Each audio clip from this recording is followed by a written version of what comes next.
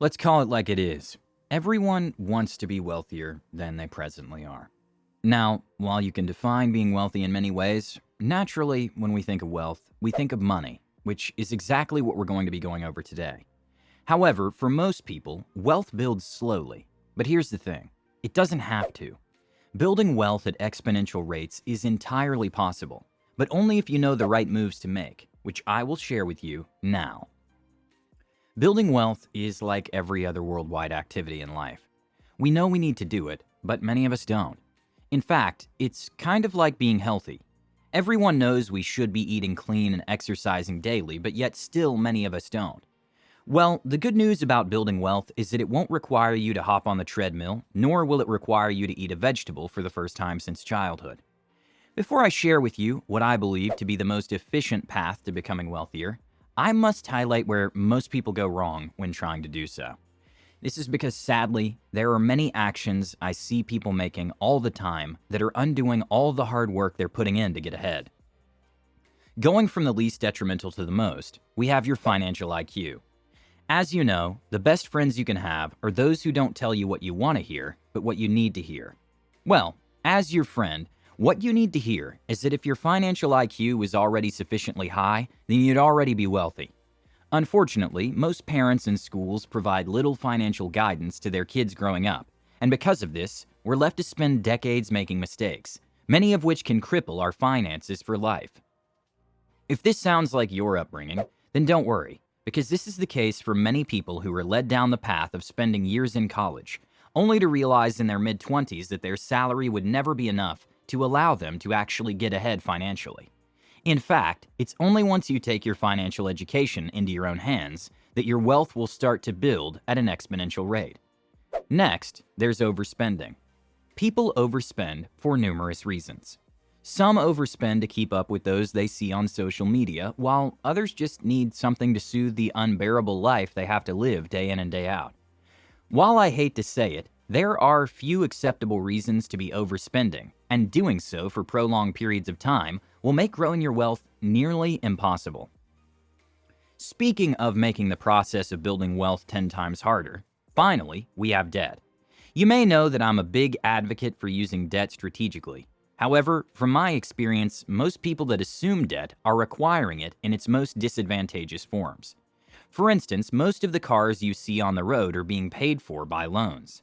Alternatively, students continue to spend tens of thousands of dollars a year on a piece of fancy wallpaper that will get them a job that barely pays the bills. Then, every month, rather than using their excess funds to save and invest, these poor people will have to hand over money to creditors and watch their dreams of financial success fly out the window. Fortunately, as people raise their financial IQ, these other two issues start to dissipate. However, that's when other wealth-building issues tend to come about. I would refer to this first type of money manager, someone who overspends and gets into debt, as being a financial delinquent. However, this next type of money manager, who's not far off from the delinquents among us, are the financially inert. If you're unfamiliar, something that's inert is something that struggles to move. And in a minute, you'll come to realize why most people never get ahead financially beyond the overspending and debt issues we just talked about. The first trait of someone who's financially inert is someone who takes irrational risks. When you think of these kind of people, you can think of those who YOLO into the hottest cryptocurrencies of the day, or who are pot committed that a certain penny stock will be their ticket to financial freedom. What you may not realize is that this same mistake is made by most investors who actively manage their investments. For instance, a recent Morningstar study of the nearly 3,000 active funds showed that only 47% of professional money managers outperform their average passive counterparts when investing over the last 12 months. Notice how I just said professional money managers. These are people who have been investing full-time for decades. Next, there are those who are overly focused on saving money. Chances are, if your parents taught you anything about money, it was that saving it is a good thing. And while they're not wrong, this is far from an ideal approach to take to become wealthy. For instance, if you took the saving route to millionaire status, saving $50,000 a year, it would take you 20 years to get there. However, when investing at the market's historical rate of return, you can achieve the same level of wealth in just 13 years. So with that being said, investing must be the key to building significant levels of wealth, right? Well, while that last example does demonstrate the power of investing, let's be real.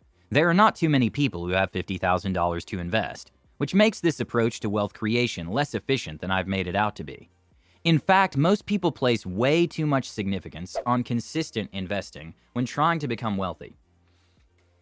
Now again, just like saving, it's a much better toxic trait to have than, say, overspending. However, investing based on general financial advice is likely not the path you want to take if becoming wealthy is your goal. Wondering why? Let me explain. General financial wisdom is to invest 10 to 15% of your income. The average income in the United States for a single person these days is around $60,000, which is around $45,000 after tax. At this level of income, you would be investing roughly $500 a month. So the question is, how long would it take you to just break the $1 million mark at this pace? The answer? 37 years. Now, for those who are young, this may seem like a reasonable time to wait if you're already over 30. But if you're already over 30, then this means you'll only be enjoying this money when you're old and gray, and can barely remember the PIN to your bank account to access this money in the first place. In fact, regardless of what age you are today, if you're going to wait almost 40 years to amass $1 million, you'll actually have another surprise that will come your way. What is that surprise? I'm glad you asked.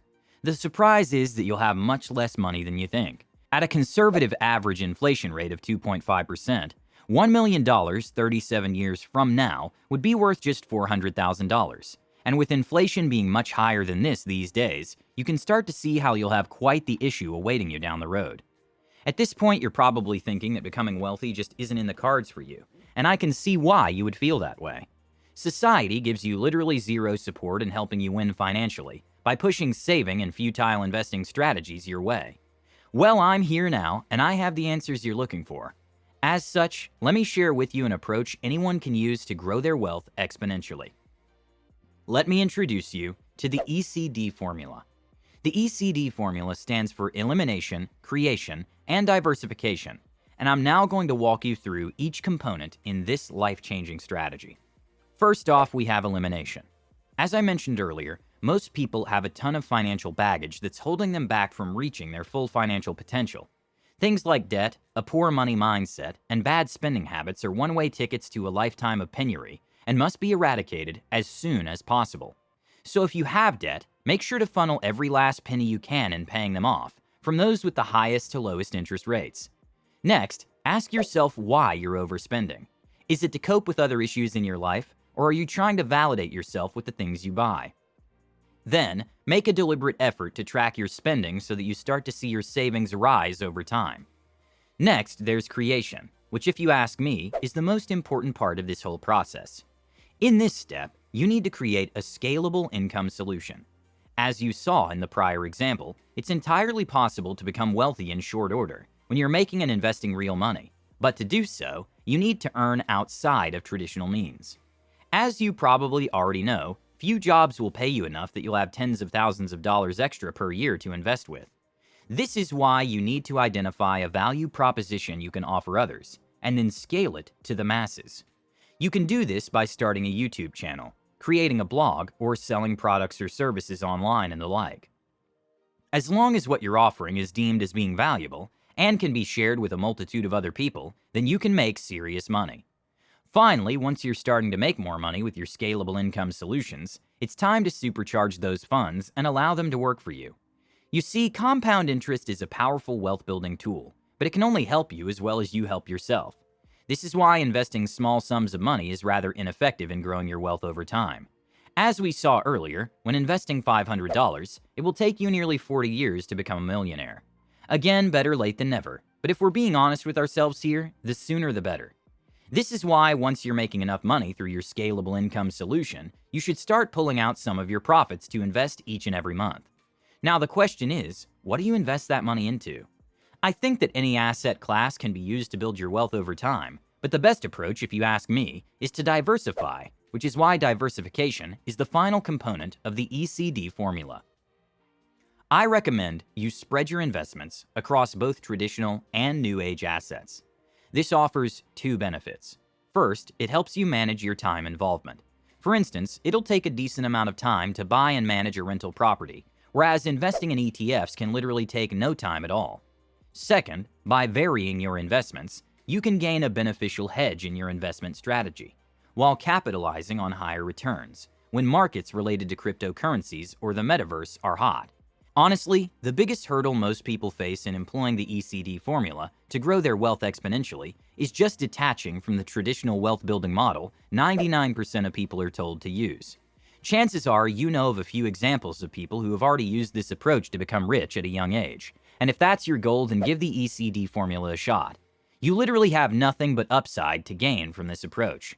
Thank you guys so much for watching. Give this video a like if you found value from it, and subscribe for more content like this. With that being said, have a good one, and I'll see you in the next video.